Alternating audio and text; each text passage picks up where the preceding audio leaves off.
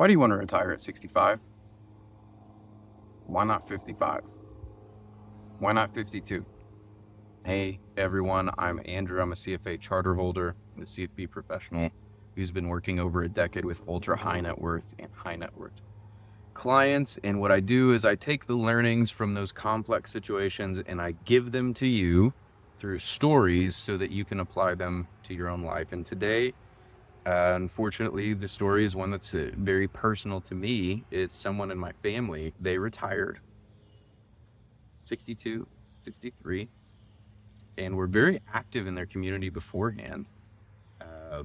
Had a full life, brunch with the girls quite a bit, had a Bible study that they ran, were very involved with their church. That was what brought them meaning in their life.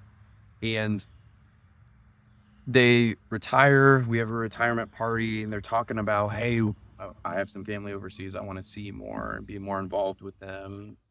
And talking about these things they successively want to do throughout retirement. And time gets away from me, but I think it's about 6 months into retirement, they get a cancer diagnosis. And that was hard on everyone, on them specifically. But to know that someone you love,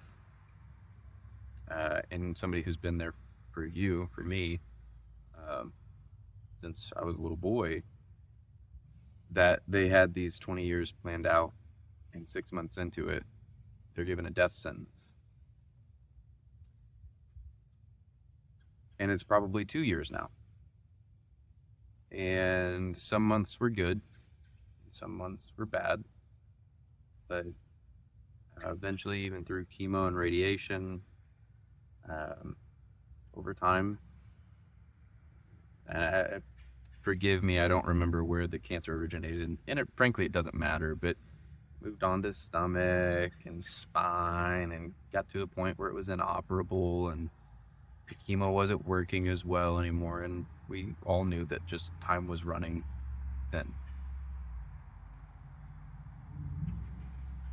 You look back and you go, we plan over this horizon, but sometimes bad things happen. And retirement lasted about 3.5, 4 years total.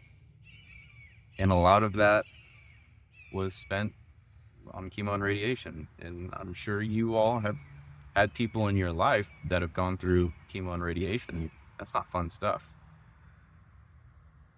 And I think about that and I apply it to my practice now, because so many people come to me and they say, Andrew, I want to retire at 65. And I say, great. Why? Well, I don't know. Isn't that when I get Social Security? No, that's actually 66 or 67. Oh, okay. Well, should I retire then? Well, why do you want to retire? Right? Well, I don't know. Why not 62? Why not 58? Right?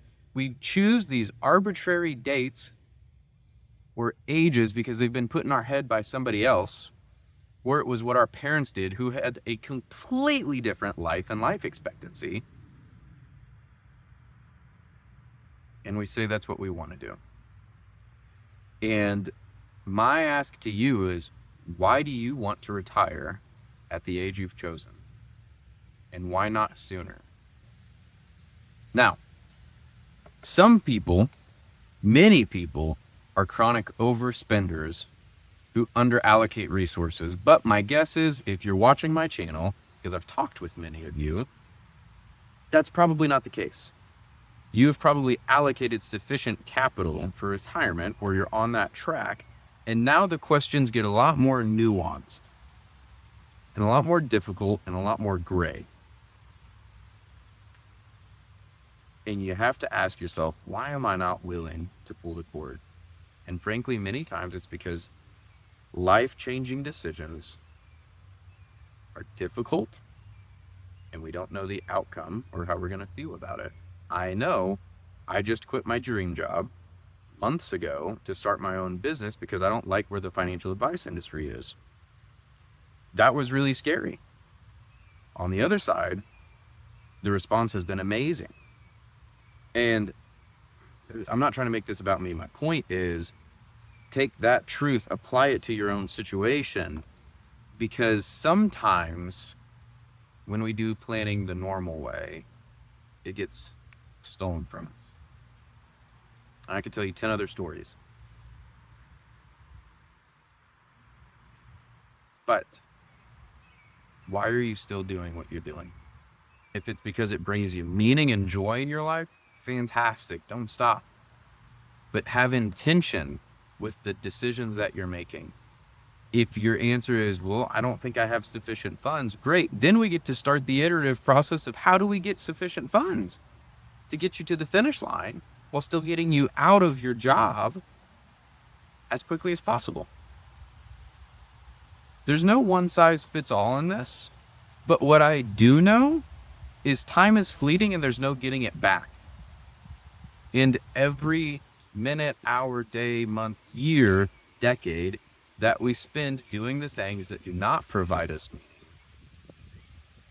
is a minute, hour, day, month, year that we're wasting.